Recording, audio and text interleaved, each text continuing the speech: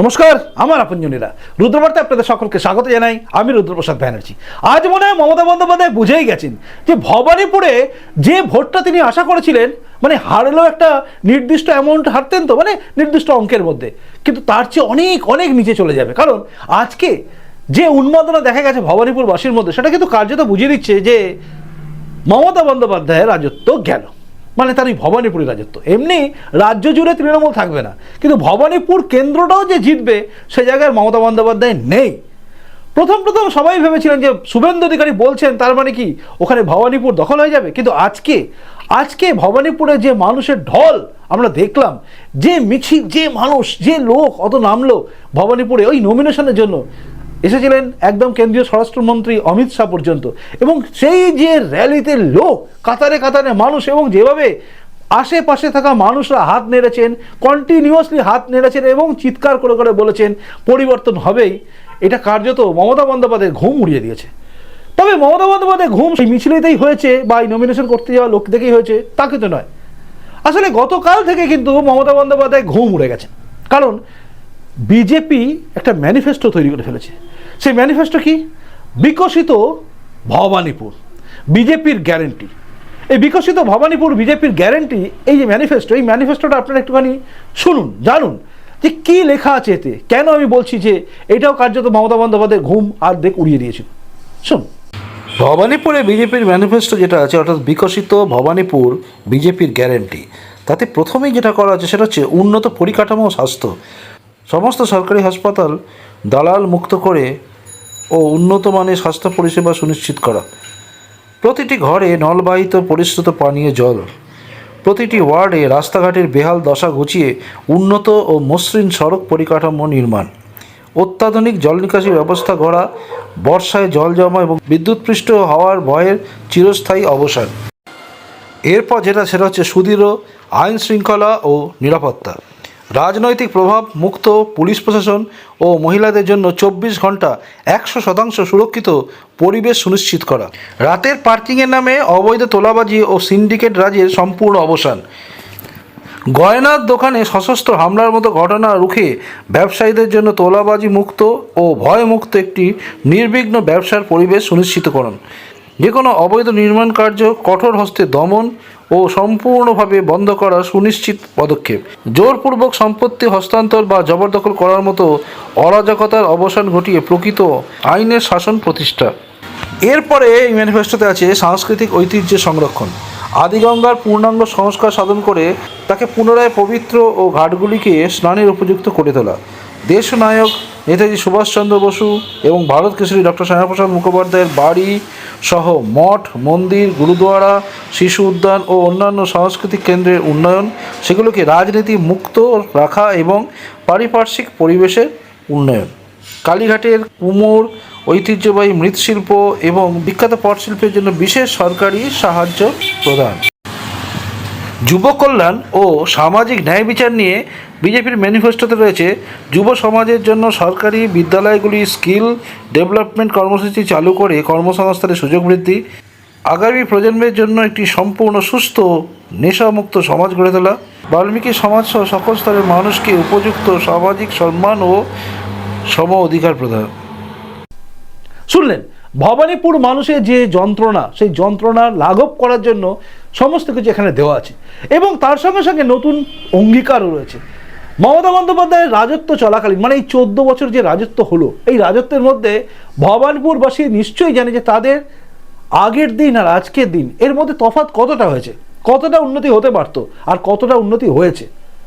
কিন্তু উন্নতি আমরা দেখেছি মমতা বন্দ্যোপাধ্যায়ের টালির চালা বা কী সব বলে না, ছিল টালির চালা চলে গেল মুক্তমুখ, এইসব বলে। যাই হোক, আমরা জানি লিফটে করে একজনের বাড়িতে ওঠা যায়, আমরা জানি কি হয় না হয়, ভাইপো কী করেছে, কোথা থেকে কি হলো, এগুলো সব আমরা গল্পগুলো শুনি। আর ভবানীপুরবাসী তো চাক্ষুষ উপলব্ধি করে যে একটা পরিবার কি করে চচ্চর করে বড় হয়ে গেল। যতই বলুন সমাজ সেবা করি, সমাজ সেবা, কোন সমাজ সেবায় কোটিপতি হওয়া যায়, এই সমাজ সেবার কাজ আমরা কিন্তু জানি না। মমতা বন্দ্যোপাধ্যায় অন্যদের বলেন ঘুগনি মুড়ি বেচলে পরে কোটিপতি হবে, কিন্তু তাদের বাড়ির কেউ ঘুগনি মুড়ি বেচে কোটিপতি হয়েছে দেখতে পাই না। যাই হোক, এটা মমতা বন্দ্যোপাধ্যায়ের ব্যক্তিগত ব্যাপার। তিনি ছবি এঁকে সুদীপ্ত সেনকে বিক্রি করতেন, কি কাকে বিক্রি করতেন, সেখান থেকে কত কামিয়েছেন বা কী করেছেন সেটা তিনি বুঝবেন, বা তার বিরুদ্ধে যা অভিযোগ আছে তারা বুঝবে। কিন্তু আমরা আজকে দেখলাম ভবানীপুরে এই যে ম্যানিফেস্টোটা, এই ম্যানিফেস্টোর কার্যত কিন্তু ভবানীপুরবাসীর মনকে নাড়িয়ে দিয়েছে। এরপরে যেটুকু বাকি ছিল সেটুকু কিন্তু ধুয়ে মুছে সাফ করে দিয়েছে আজকে জনতার প্লাবন, যেন ধুয়ে মুছে সব সাফ করে দিল। মমতা বন্দ্যোপাধ্যায়ের ভোট ব্যাংকে যেন উড়িয়ে নিয়ে চলে গেল। ভিড় এক ঝলক দেখুন।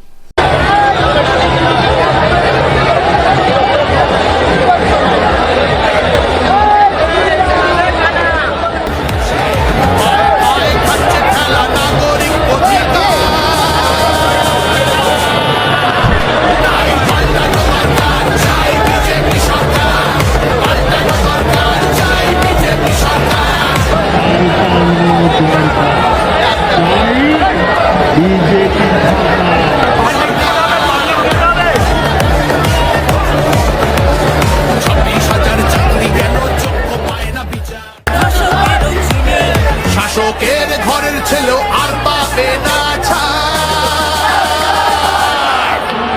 তাই পাল্টানো দরকার, চাই বিজেপি সরকার।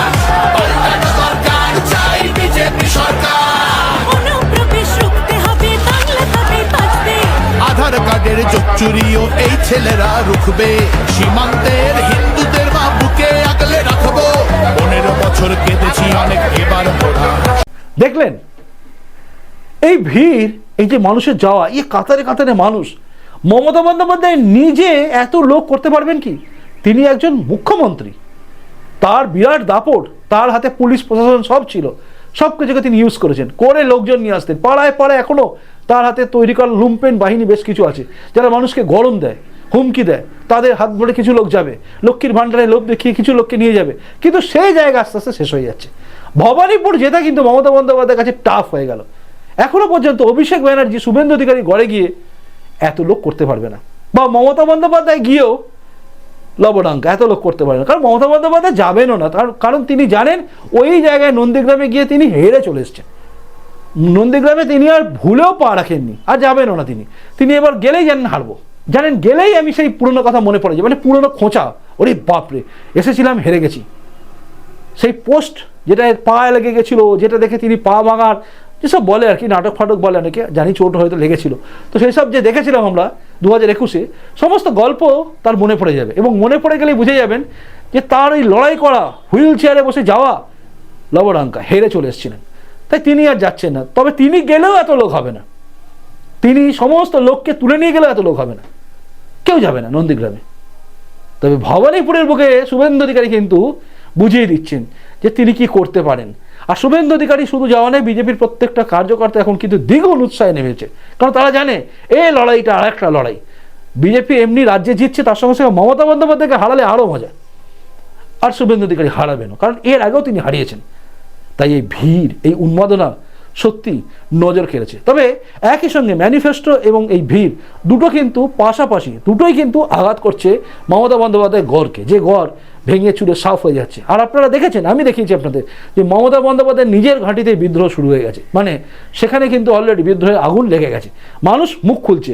ববি হাকিমের পাশে দাঁড়িয়ে ববি হাকিম যাচ্ছে ওয়ার্ডে ওয়ার্ডে ঘুরছে 82 নম্বর চেতলাতে, সেখানে মানুষ মুখের ওপর বলে দিচ্ছে যে এখানে কিছু হয়নি।